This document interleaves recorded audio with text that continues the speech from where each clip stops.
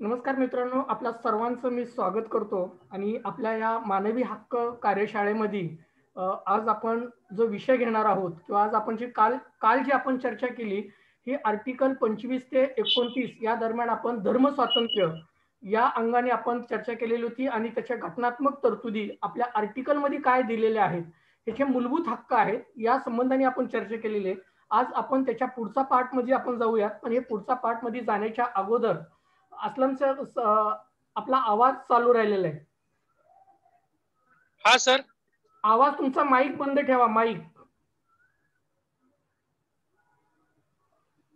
काय होतंय की मग आवाज जर चालू राहिला, पिलानी सर आपला पण माईक चालू आहे, तुमचाही माईक चालू आहे। काल 27 पर्यंत झालं होतं, 29 पर्यंत नव्हती, कलम 27 पर्यंत झालती काल। ओके ओके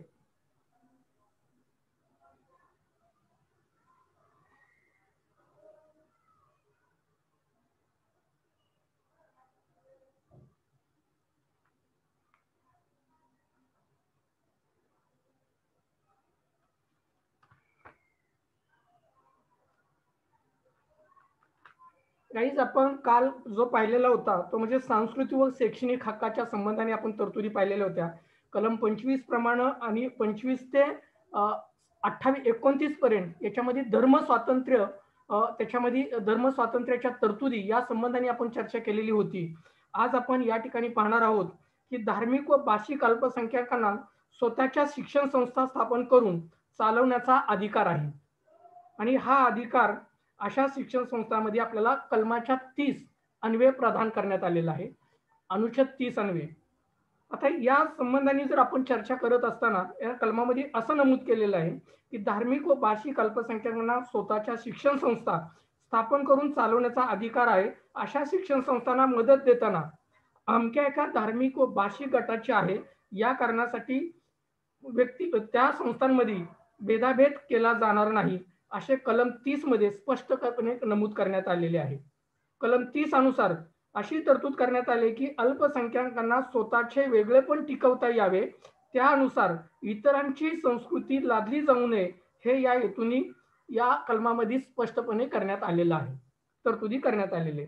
आता या तरतुदीच्या अनुषंगाने ज्यावेळेस आपण चर्चा करतो की या संबंधाने आपण बघतो ज्या आपल्या शिक्षण संस्था ज्या आहेत या शिक्षण संस्था किंवा या कलमाच्या अंतर्गत या शिक्षण संस्थांना मदत करताना विशिष्ट धर्माच्या त्या शिक्षण संस्था आहेत का सरकारी अनुदान देताना त्या शिक्षण संस्थांना मदत करताना राज्य असं कुठलेही भेदाभेद करणार नाही, हेही त्यात नमूद केलेले आहे। त्याचबरोबर त्या संस्थांना मदत करत असताना किंवा त्या संस्थांमध्ये आपल्याला सर्वोच्च न्यायालयाचा एक निर्णय त्याच्या बाबतीत आलेला होता की त्या संस्थांमध्ये प्रवेश घेत असताना कुणालाही प्रवेश देत असताना ते प्रवेश हे केवळ जातीभेदावर आधारित प्रवेश दिला जाऊ शकत नाही किंवा प्रवेश नाकारू शकत नाही त्या संस्था, हेही त्या ठिकाणी त्या कलमामध्ये आपल्याला नमूद करण्यात आलेलं आहे आणि असा निर्णय मद्रास हायकोर्टानेही त्याच्यामध्ये देण्यात आलेला आहे। आता या निर्णयाच्या नंतर आपण जर पुढचा कलम पाहिलं तर आता या कलमाच्या अनुषंगाने आज आपण पाहणार आहोत की मालमत्ता धारण करण्याचा हक्क। या मालमत्ता धारण करण्याच्या हक्कामध्ये जसं आपल्याला आपण पूर्वी आपण जे अधिकार पाहिलेले आहेत आर्टिकल आपण 14 ते 18 या दरम्यान समतेचे अधिकार आपण त्या ठिकाणी पाहिले आणि 18 ते 19 ते 22 या कलमांमध्ये व्यक्ती स्वातंत्र्याचे अधिकार पाहिले आणि त्याच्या पुढे आपण जर पाहिलं तर 23 ते 24 या कलमामध्ये आपण त्याच्यामध्ये आपल्याला 23 ते 24 मध्ये घटनात्मक तरतुदी बरोबर त्याचं संरक्षणाच्या संबंधी केलेल्या तरतुदी आपण पाहिलेल्या आहेत आणि 25 ते 29 दरम्यानच्या आपल्या धर्म स्वातंत्र्याच्या संबंधाने आपण तरतुदी पाहत आलेलो आहोत। आता आपण 30 कलमानंतर आज 31वा कलम जे महत्वाचा आहे ते म्हणजे प्रत्येकाला मालमत्ता धारण करण्याचा अधिकार आहे किंवा मालमत्तेचा हक्क आहे। आता या मालमत्तेच्या हक्कामध्ये आपण जर पाहिलं की काय घटनात्मक तरतुदी केलेल्या आहेत हे जर आपण विचार केला तर याच्यामध्ये व्यक्तीच्या सर्वांगीण विकासासाठी व्यक्तीला मालमत्तेचा अधिकार देणे क्रमप्राप्त ठरले किंवा ठरते त्यानुसार संविधानातील कलम 19 ते 31 मध्ये मालमत्तेच्या अधिकाराची तरतूद केलेली आहे. संपत्ती मिळण्याचा, तिचा उपभोग घेण्याचा व संपत्तीची विल्हेवाट लावण्याचा हक्क प्रत्येक नागरिकास देण्यात आलेला आहे. आणि 31व्या कलमामध्ये मालमत्तेच्या अधिकाराबाबत सविस्तर तरतूद करण्यात आलेली आहे. परंतु मालमत्तेच्या अधिकाराचे रक्षण साध्या कायद्याने होऊ शकते, म्हणून अधिकाराच्या वादातून मालमत्तेचा या संपत्तीचा अधिकार 44व्या घटना दुरुस्ती करून 1978 मध्ये हा मालमत्तेचा अधिकार काढून टाकण्यात आला, जो मूलभूत अधिकारामध्ये होता.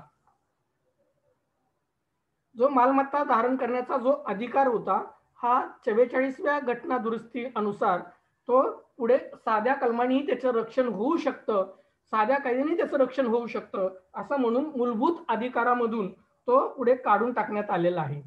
आता ह्या काढून टाकल्यानंतर या हक्कांच्या संबंधाने आज आपण जे सगळे आर्टिकल पाहिलेले आहेत, या आर्टिकलचं खऱ्या अर्थानं जे मूलभूत हक्क संविधानिक तरतुदीमध्ये दिलेले आहेत, या संविधानिक तरतुदीत मूलभूत हक्कांना जे संरक्षण प्राप्त करण्याचं किंवा त्याला संरक्षण करण्याची हमी आपल्याला जी देण्यात आलेली आहे, या संबंधाने आपण आज पुढे पाहणार आहोत की घटनात्मक उपाययोजना करण्याचा अधिकार. हा घटनात्मक उपाययोजना करण्याचा अधिकार नेमका काय आहे, हा जर आपण पाहिला, त्याच्यामध्ये भारतीय नागरिकांना वर चर्चा आपण जी सगळे आतापर्यंत जी चर्चा केलेली आहे, या चर्चा केलेल्या अधिकारामध्ये जर सगळे जे अधिकार आहेत, या अधिकाराचं रक्षण करण्यासाठी व त्या अधिकाराचे संकोच झाल्यास न्यायालयीन दाद मागण्यासाठी घटनात्मक उपाय करण्याचा अधिकार प्राप्त झालेला आहे. या अधिकारावरती किंवा नागरिकांच्या हक्कावरती जर कुणी अतिक्रमण केलं किंवा आक्रमण केलं तर अशा अधिकार हे निरर्थक ठरतील, म्हणून त्याच्यासाठी या अधिकाराचं संरक्षण होण्याकामी किंवा संरक्षण करण्याकामी त्याला न्यायालयातून दाद मागण्याचा अधिकारही आपल्याला त्याच्यामध्ये देण्यात आलेला आहे. आता मूलभूत अधिकाराचे झाले, अतिक्रमण दूर करण्यासाठी नागरिकांना अधिकाराद्वारे उच्च न्यायालय व सर्वोच्च न्यायालयात दाद मागता येते, हे त्या कलमामध्ये स्पष्ट करण्यात आलेलं आहे. मात्र न्यायालयाद्वारे नागरिकांचा अर्जाचा विचार करून त्याबाबतचा आदेश न्यायालय काढू शकतं. घटनात्मक उपाययोजनेचा अधिकार हा भारतीय राज्यघटनेचा आत्मा आहे, असं डॉक्टर बाबासाहेब आंबेडकरांनी त्याच्यामध्ये म्हटलेलं होतं.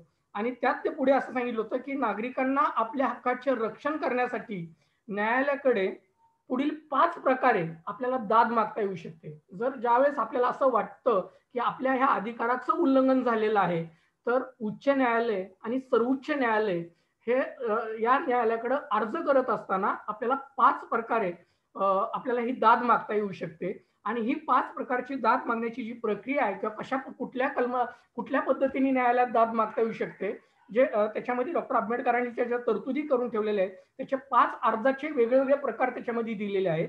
ते म्हणजे पहिला आहे बंदी प्रक्षेपण, दुसरा आहे परमादेश, आणि तिसरा आहे प्रतिनिषेध, अधिकार पृच्छा व उत्प्रेषण. या 5 अर्जाद्वारे उच्च न्यायालय आणि सर्वोच्च न्यायालय यांच्याकडे अर्ज करून या मूलभूत हक्कांचं जर उल्लंघन झालं तर त्या संबंधाने न्यायालयात आपल्याला दाद मागता येऊ शकते. या गाईज आतापर्यंत आपण जे पाहिलेलं आहोत ते मूलभूत हक्क जे आर्टिकल 14 ते 34 या दरम्यान जे खऱ्या अर्थानं घटनेच्या भाग 3 मध्ये आपल्याला जे मूलभूत अधिकार दिलेले आहेत, मूलभूत हक्क दिलेले आहेत, या हक्कांचं विश्लेषण आजपर्यंत आपण या ठिकाणी पाहिलेलं आहे. आणि या हक्कांचं जर कुणी अतिक्रमण केलं, या हक्कावरती जर कुणी आक्रमण केलं, या हक्काचं संरक्षण मागण्यासाठी आपल्याला न्यायालयातून दाद मागता येऊ शकते. आणि हे 5 प्रकारे न्यायालयातून दाद मागता येऊ शकते. 5 प्रकारचे वेगवेगळे अर्ज करून त्याच्यातून दाद आपल्याला मागता येऊ शकते. जर आपल्याला समजत असेल अशा पद्धतीने जर बोललो आपण, तर आपल्याला माहिती आहे रिट पिटिशन दाखल करता येतं, जनहित याचिका दाखल करता येते, हॉबीज कॉर्पोरेशन आपण म्हणतो त्या पद्धतीने एक पिटिशन फाईल करता येतं. अशा वेगळ्या 5 अर्थाने आपल्याला पिटिशन फाईल करून उच्च न्यायालयातून मूलभूत हक्काच्या संबंधाने उल्लंघन झाल्यास त्या संबंधाने दाद मागता येते. याचाच अर्थ आपल्या मूलभूत हक्कांचा संरक्षण करण्यासाठी त्याला घटनात्मक स्वरूप देण्यात आलेलं आहे आणि त्याला घटनात्मक संरक्षण देण्यात आलेलं आहे. पण या मूलभूत हक्कांचं ज्यावेळेस आपण विश्लेषण करायला जाऊ, त्या विश्लेषणाच्या अगोदर काही गोष्टी मी आपल्याशी क्लिअर करून बोलू इच्छितो की त्या संबंधाने मी आपण सांगू शकतो की या मूलभूत हक्काच्या संबंधाने घटनाकारांनी ज्यावेळेस हे मूलभूत हक्क घटनेमध्ये नमूद करण्यात आले होते, त्यावेळेस या मूलभूत हक्कावरतीही अनेकांनी त्याच्यावरती हरकती नोंदवण्यात आलेल्या होत्या. अनेकांच्या हरकती होत्या. त्या हरकती नेमक्या काय होत्या? त्या हरकतीच्या संबंधाने पण आपल्याला विचार करणं खऱ्या अर्थानं गरजेचं आहे. आणि पुढे त्या दृष्टिकोनातून काही बदल आपल्याला झालेले जाणवतात आपल्या घटनेमध्ये. आणि या नेमके काय आहेत ते हरकती काय होते नेमक्या त्या संबंधातल्या, की मूलभूत हक्क जर नागरिकांना दिले आणि ते हक्क केवळ हक्क हे फक्त घटनेत दिलेले आहेत, कागदावर दिलेले आहेत, त्या खऱ्या अर्थाने एकीकडे हक्क दिलेत पण दुसरीकडे त्या हक्कावरती सरकारच्या हातातलं बाहुलं करून ठेवलेले, त्या हक्कांवरती मर्यादा आणू शकते सरकार, तर ते मूलभूत हक्क कसले आहेत अशा स्वरूपाच्या पण टीका टिप्पणी झालेल्या होत्या. त्या टीका टिप्पणी नेमक्या काय होत्या हेही आपल्याला बघणं आवश्यक आहे. पण त्या अगोदर आपण समजून घेऊया की आपल्याला कल्पना आहे की आपला भारत स्वतंत्र होऊन किंवा आपला घटना स्वीकारून जवळपास आपल्याला 74 वर्ष 75 वर्ष साजरं करत आहोत आपण आता.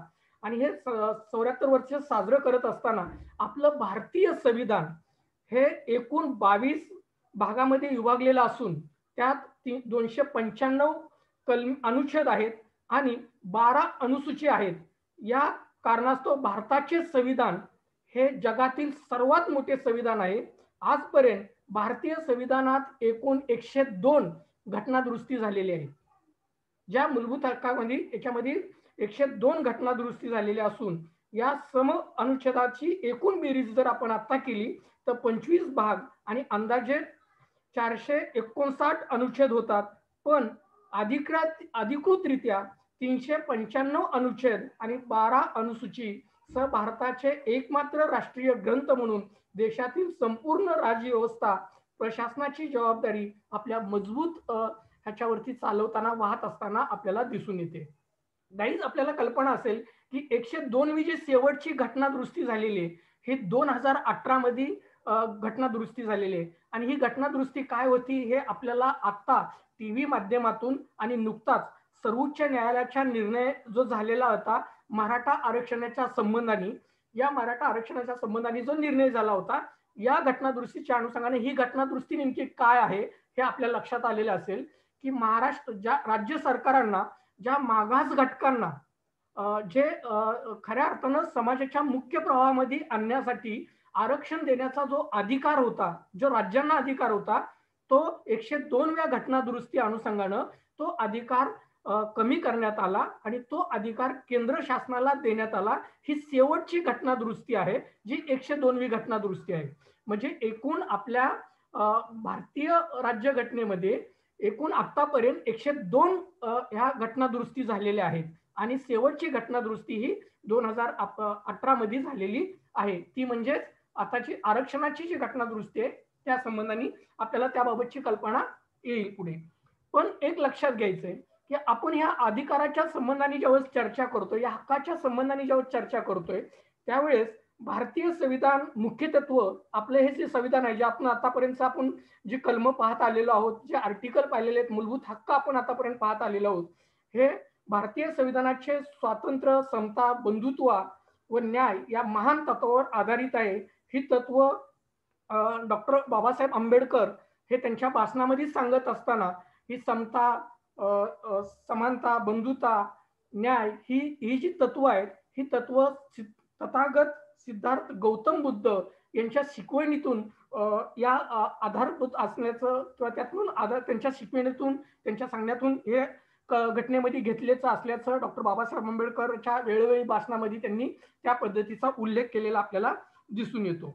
पण हे करत असताना जर शेवटचं संविधान सभेचं शेवटचं जे भाषण होतं जे डॉक्टर बाबासाहेब आंबेडकरांचं 25/11/1949 रोजीचं, या संविधान सभेच्या भाषणामध्ये डॉक्टर बाबासाहेब आंबेडकरांनी एक खंत व्यक्त केलेली होती. आणि ती खंत म्हणजे काय होती तर हे संविधान हे कितीही जरी चांगलं बनवलं असेल किंवा किती जरी चांगलं असेल, हे संविधान वेळोवेळी त्या परिस्थितीनुसार चेंज करण्याचा किंवा बदलण्याचा, त्या पद्धतीने त्याच्यात दुरुस्त्या करण्याचा आणि त्याच्या अनुषंगाने त्यात कायदे करण्याचा हा अधिकार जरी याच्यामध्ये दिलेला असला तरी हे संविधान राबवणारी जर राज्यकर्ते जमात योग्य पद्धतीने राबवलं नाही तर हे संविधान काही अर्थाचं, काही आर्थिक खरं ठरणार नाही, का त्या संविधानाचा काय अर्थच राहणार नाही, असंही खंत शेवटच्या भाषणामध्ये स्वतः डॉक्टर बाबासाहेब आंबेडकरांनी व्यक्त केलेली आपल्याला दिसून येते.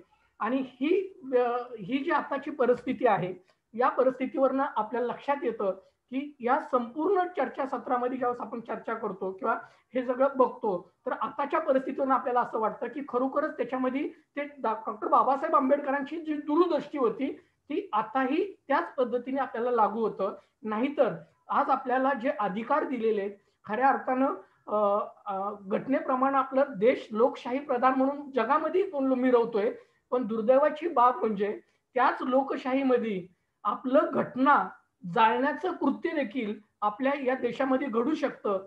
याच्यासारखं दुसरं दुर्दैव मला वाटतं कुठलंच राहत नाही. जे दिल्लीमध्ये घटना जाळण्याचं उघडरित्या जाळण्याचं कृत्य करण्यात आलेलं होतं, हेही खूप खूप दुर्दैवी आहे. आणि म्हणूनच मला याच ठिकाणी चर्चा करत असताना किंवा मानवी हक्कांचं संबंधांनी विश्लेषण करत असताना, या संबंधाची चर्चा करत असताना आपल्याशी बोलावं असं वाटतं की आता भारतीय संविधानाच्या संबंधाने ज्या मूलभूत हक्कांवरती जे ऑब्जेक्शन घेण्यात आलेले होते, वेळोवेळी घटनातज्ञांनी किंवा वेळोवेळी लोकांनी वेगवेगळ्या राज्यकर्त्यांनी त्याच्यावरती किंवा तज्ज्ञांनी जी मतं व्यक्त केलेली होती, या मताच्या संबंधाने आपण चर्चा करूया. त्या दृष्टिकोनात त्यांनी काय मत व्यक्त केली होती या संबंधाने आता पुढे पाहूया की भारतीय राजकीय, आर्थिक व सामाजिक लोकशाहीचा विकास करण्यासाठी सामाजिक समता व सामाजिक न्याय याचा विकास करणे आवश्यक असल्याचे घटनाकारांना वाटते. व्यक्तीचा विकास करणे आणि नागरी स्वातंत्र्याच्या विकासाची हमी देणे यासाठीच भारतीय नागरिकाला वरील आपण जे आतापर्यंतचे अधिकार पाहिलेले आहेत, हे अधिकार आपल्याला घटनेने दिलेले आहेत. मात्र हे दिलेले अधिकार, घटनेनुसार प्राप्त झालेले अधिकार, हे मूलभूत अधिकारामुळे नागरिकांच्या आणि अल्पसंख्याकांचे शासनाच्या स्वैराचारी आणि कृत्यापासून संरक्षण करणारे आहे. कारण मूलभूत अधिकारांनी सरकारवर नकारात्मक बंधने घातली आहेत. असे असले तरी मूलभूत अधिकारावरती टीकाकारांनी टीका करून त्यातल्या उणिवाही दाखवून दिलेल्या आहेत, वेळोवेळी उणिवा दाखवून दिलेले आहेत. म्हणजे नेमक्या ह्या उणिवा काय आहेत हे आपल्याला या ठिकाणी बघायचं आहे. ज्यावेळेस जे मूलभूत हक्कांच्या संबंधाने जे टीकाकार आहेत, हे टीकाकार कशा पद्धतीने मूलभूत हक्कावरती टीका करतात, या टीका नेमक्या काय आहेत हे जर आपण पाहिलं तर आपल्या लक्षात येईल की घटनेला अभिप्रेत काय आहे आणि टीकाकारांनी जी टीका केलेली ही काही चुकीची टीका नाही, हेही आपल्याला त्याच्यातून लक्षात येतं. आणि खऱ्या अर्थानं खुली चर्चा ज्याला आपण म्हणतो, जे खऱ्या अर्थानं संविधानाचा आपला गाभा आहे, हा गाभा खूप महत्वाचा आहे आणि हा गाभा असल्या कारणानं त्याची खुली चर्चा झाली पाहिजे. म्हणून या टीकाकारांचे मत ही आपल्याला विचारात घेणं खऱ्या अर्थानं गरजेचं पडतं. म्हणूनच खऱ्या अर्थानं मूलभूत हक्कांचा समावेश झालेला नाही. उदाहरणार्थ काही टीकाकारांचं असं म्हणणं आहे की या घटनेमध्ये, आपल्या मूलभूत घटनेमध्ये, त्या मूलभूत हक्कांमध्ये खऱ्या ज्या हक्कांची आवश्यकता आहे अशा हक्कांचाही समावेश झालेला नाही. असे हक्क पण आणखी मूलभूत हक्कांच्या बाहेर आहेत. नेमके हे हक्क कुठले आहेत हे जर आपण पाहिलं तर त्याच्यामध्ये त्यांचं असं म्हणणं आहे की उपजीविकेचा हक्क, आरोग्याचा हक्क, शिक्षणाचा हक्क इत्यादी हक्क टीकाकाराने मूलभूत हक्कातील ही रास्त उणीव दाखवून दिलेली. लक्षात आलं तुमच्या? टीकाकारांचं असं म्हणणं आहे की बाकीचे जे हक्क ज्या पद्धतीने देण्यात आलेले आहेत त्या पद्धतीने उपजीविकेचा हक्क, आरोग्याचा हक्क आणि शिक्षणाचा हक्क इत्यादी हक्क टीकाकारांनी मूलभूत हक्कातील ह्या उणिवा त्यांनी दाखवून दिलेल्या आहेत. त्याच्यामध्ये घटनाकारांनी त्या काळात असे स्पष्टीकरण दिले होते की ज्या हक्कांच्या भागाबद्दल व्यक्तीला न्यायालयात दाद मागता येऊ शकते असे हक्क देता शक्य तेवढे हक्क देता येणार नाहीत. कारण त्यावेळेस ही टीका की आम्हाला उपजीविकेचा हक्क त्याच्यामध्ये समाविष्ट झाला पाहिजे होता, आरोग्याचा हक्क मूलभूत हक्कामध्ये समावेश झाला पाहिजे होता, किंवा शिक्षणाचा हक्कही मूलभूत हक्कामध्ये समावेश झाला पाहिजे होता, असं त्यावेळेची मागणी होती. आणि त्यावेळेस घटनाकारांचं असं मत होतं की जे हक्कांच्या संबंधी न्यायालयातून दाद मागता येऊ शकते असेच हक्क त्याचं मूलभूत हक्कामध्ये समावेश करण्याची आवश्यकता नाही. जेवढे शक्य करता येईल तेवढे हक्क हे मूलभूत हक्कामध्ये समाविष्ट करण्यात आलेले आहेत. आणि जे हक्क समाविष्ट झालेले नाहीत त्याच्या मार्गदर्शक तत्वामध्ये ते समाविष्ट केलेले आहेत आणि त्यातून त्यांना संरक्षण प्रदान केलेलं आहे, असंही घटनाकाराचं त्या ठिकाणचं म्हणणं होतं.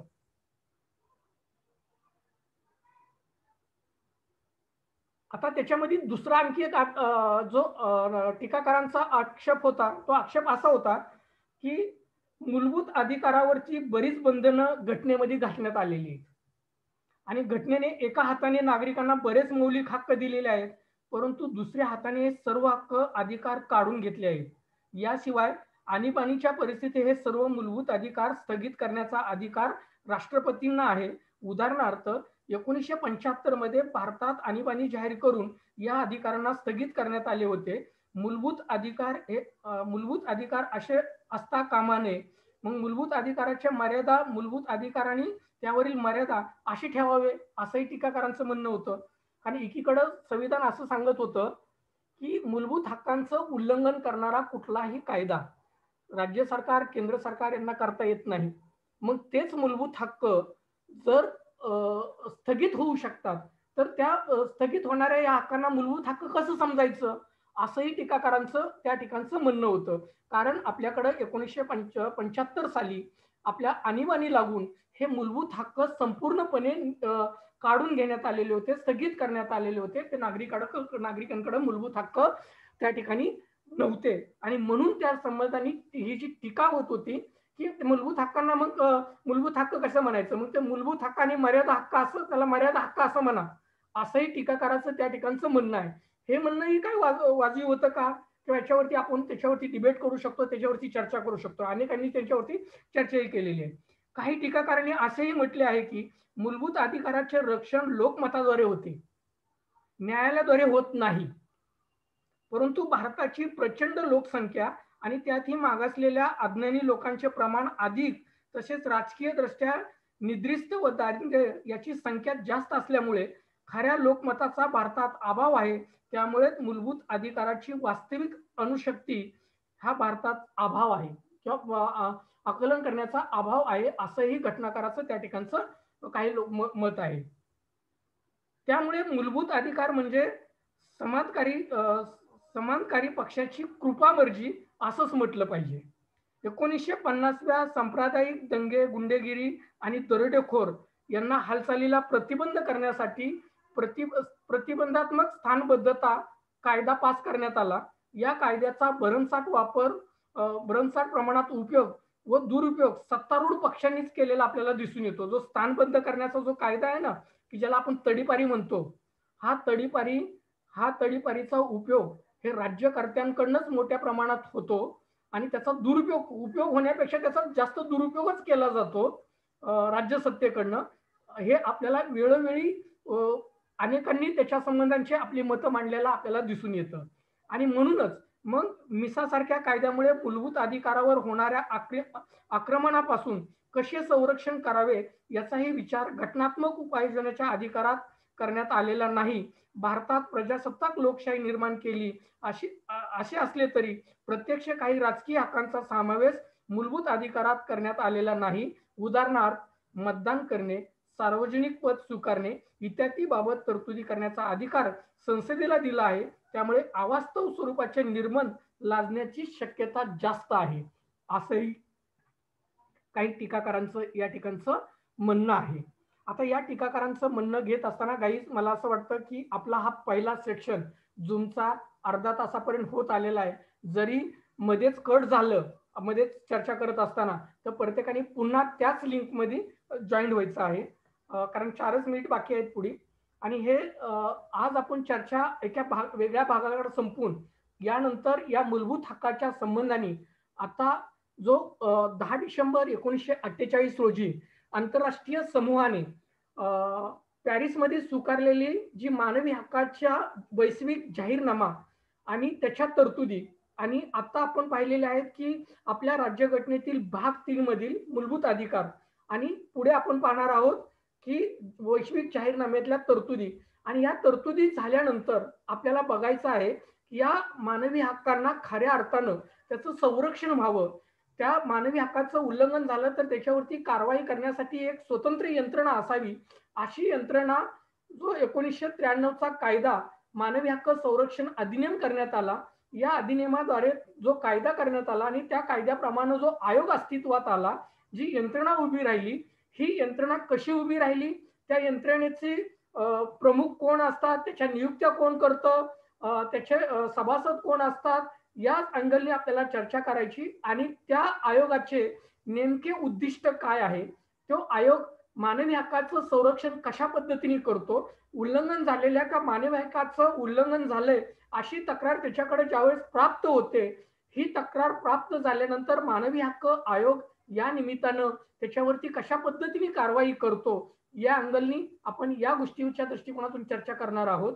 आणि ही चर्चा करत असताना एकमेव उद्देश आहे की जे म्हणजे आपण मानवी हक्क कार्यकर्ते म्हणून ज्यावेळेस आपण काम करत आहोत, त्यावेळेस आपल्याकडं ज्यावेळेस एखाद्या आपल्या समोर समाजामध्ये घडत असणारी जी मानवी हक्काची उल्लंघनाची घटना आहे, ही घटनेला या मानवी हक्क ज्या अन्यायग्रस्तीत लोक आहेत, या अन्याय पीडित ग्रस्त लोक आहेत, या लोकांना त्यांचा न्याय कसा मिळवून देता येईल किंवा त्याच्या हक्काचं रक्षण कसं करता येईल, या संबंधाने त्याला मदत कशी करायची, ही मदत करत असताना त्याची तक्रार कशी ड्राफ्ट करायची, या अँगलनी चर्चा व्हावी, याची माहिती तुम्हाला व्हावी, या दृष्टिकोनातून हे प्रशिक्षण आपलं ही कार्यशाळा आपण आयोजित केलेली आहे. आणि या कार्यशाळेचा एकमेव उद्देश आपला असा आहे की याच्यातून खऱ्या अर्थानं मानवी हक्काची जागृत झालेला की मानवी हक्काच्या तरतुदी असणारा तरतुदीची माहिती असणारा कार्यकर्ता घडणं आणि त्या कार्यकर्त्यांनी खऱ्या अर्थानं समाजामध्ये जे उपेक्षित घटक आहेत,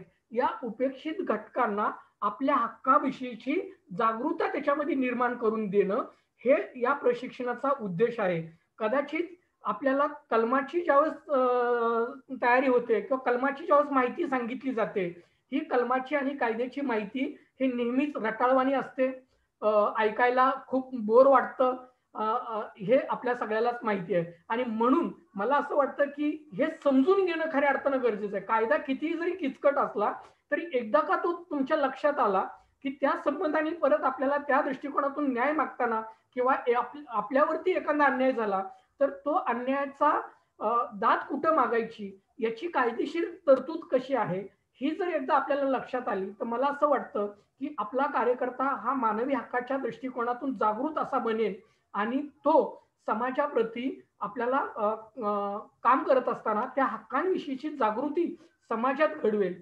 पण ही जागृती घडवत असतानाच पुढे आपल्याला जे संविधानाने खऱ्या अर्थानं जे आपलं मूलभूत कर्तव्य दिलेत, एकीकडे हक्क दिलेत संविधानाने तर दुसरीकडं कर्तव्य दिलेले आहेत, ते कर्तव्य नेमके काय आहेत आणि हेच कर्तव्य खऱ्या अर्थानं आपल्याला लोकल स्टँडी कसं बनवू शकतं किंवा एखादी तक्रार देत असताना त्या तक्रारीला तुम्हाला अधिकार काय, ज्यावेळेस प्रशासनाकडे आपण एखादी तक्रार देतो तेव्हा प्रशासन आपल्याला विचारतं तुझा अधिकार काय तक्रार करायचा, जो पीडित आहे त्यांनी तक्रार केली पाहिजे ना, तुझा अधिकार काय पोचतो, असं ज्यावेळेस म्हणतं त्यावेळेस आपल्याला लोकल स्टँडी कशी होते हे सांगण्यासाठी किंवा माझा अधिकार कसा आहे तक्रार देण्याचा हे सांगण्यासाठी आपल्याला कर्तव्य समजून घेणं गरजेचं आहे. आणि जे कर्तव्य